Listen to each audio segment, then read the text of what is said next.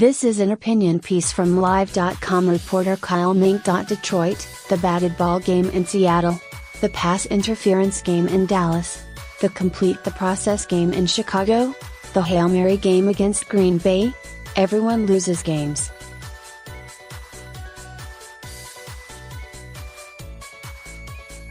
But it seems nobody invents ways to lose like Detroit, the only team to drop all 16 games in a season, the only team with just one playoff win in 58 years.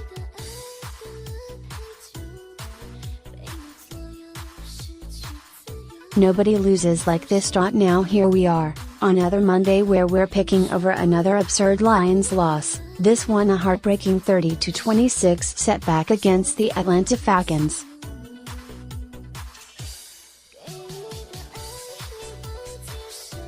The Falcons, 3-0, are good.Like, just went to the Super Bowl. Good.Like, got a reigning MVP. Good.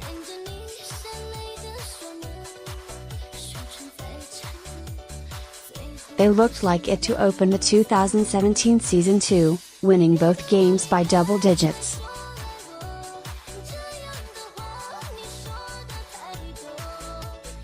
They're playing like the best team in the NFL. Then Matthew Stafford drove 89 yards for what appeared to be a game-winning touchdown pass to Golden Tate on Sunday.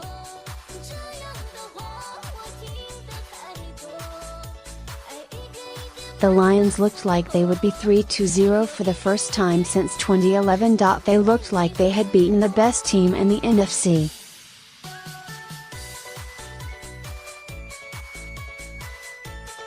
Then the refs took it all away. Upon review, Tate was ruled short of the goal line.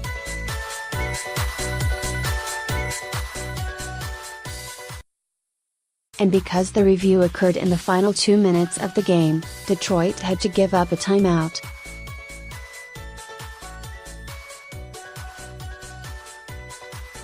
But it didn't have a timeout to give, which meant 10 seconds had to be drained off the clock instead per NFL rules.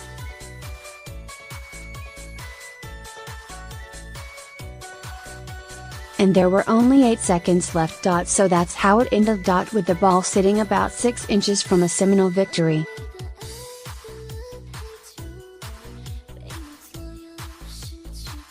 The game's greatest fourth quarter quarterback, being told to head for the showers rather than one last play.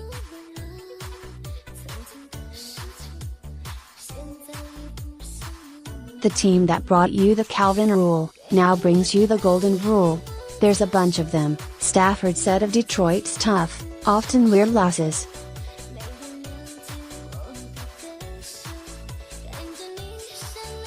But that's the way it goes. The rule was enforced correctly, but that won't make the loss go down any easier either.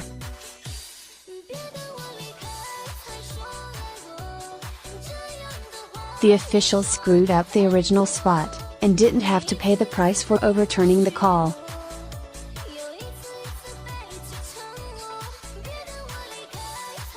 Detroit did, with its final down. That's not fair, even if it was by the book. Welcome to Detroit, everybody.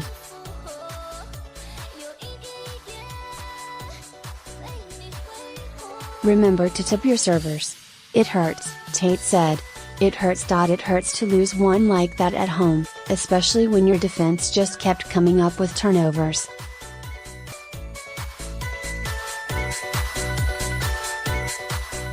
It hurts. But there is a silver lining here, which is the Lions are obviously good.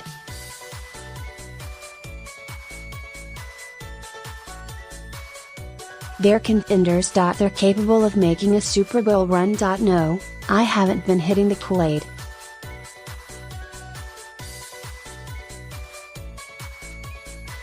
Yes, I'm serious.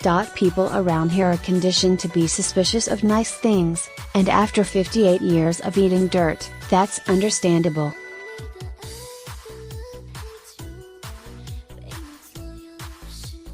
That's why you saw so many people trying to poke holes in the Lions' 2-0 start, and that's understandable too.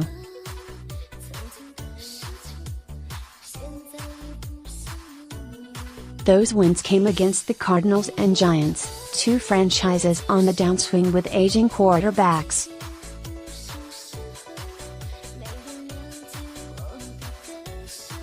The special teams were a dumpster fire in Game 1, and the offense went silent in Week 2.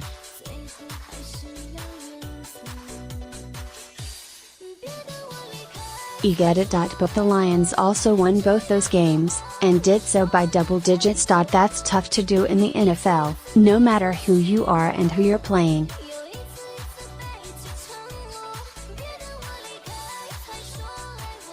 Only Atlanta did it the first 2 weeks in the NFC, along with Oakland and Kansas City in the AFC.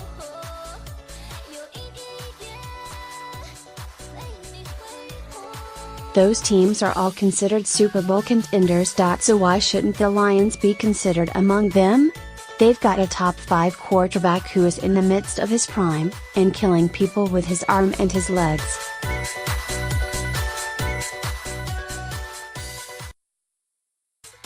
Matthew Stafford single-handedly took Detroit to the playoffs last year. And now, it appears, he doesn't have to do it alone anymore.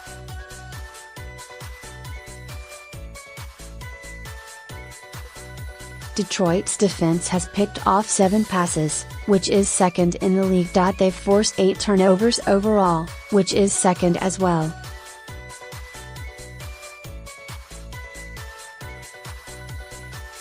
And there's no greater predictor of wins and losses in the NFL than turnover margin.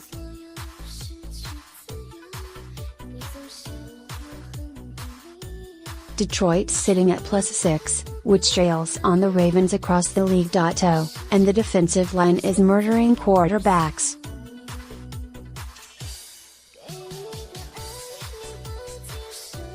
They pressured Carson Palmer an absurd 44.9% of the time, tops throughout the league in Week 1.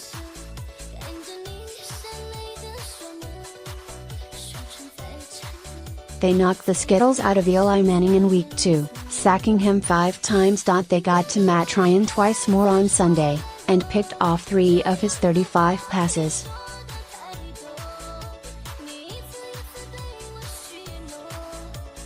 Ryan hadn't thrown any in his previous 309 attempts. "We got a team that'll fight you right down to the end," Coach Jim Caldwell said.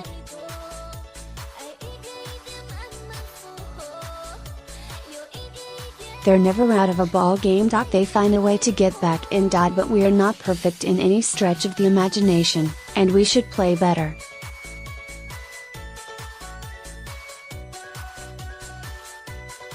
Okay, so the defense wasn't exactly great against Atlanta. They clearly missed Jarrad Davis, their imposing rookie middle linebacker.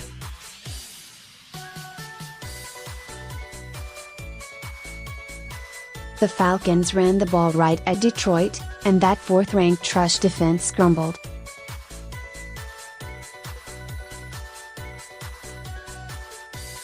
After not allowing more than 62 yards on the ground in their first 2 games of the season, they allowed Devontae Freeman to gut them for 106 yards.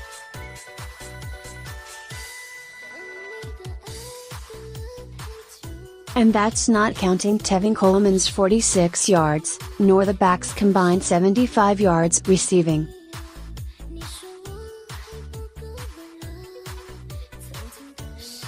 But even then, facing the league's best player and the NFC's best team without their starting middle linebacker, Detroit hung around.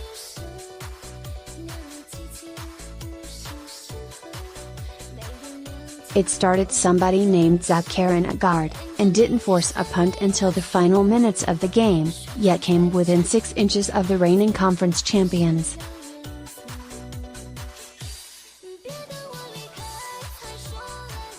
The Lions clutched defeat from the jaws of victory, and that's going to hurt for a while.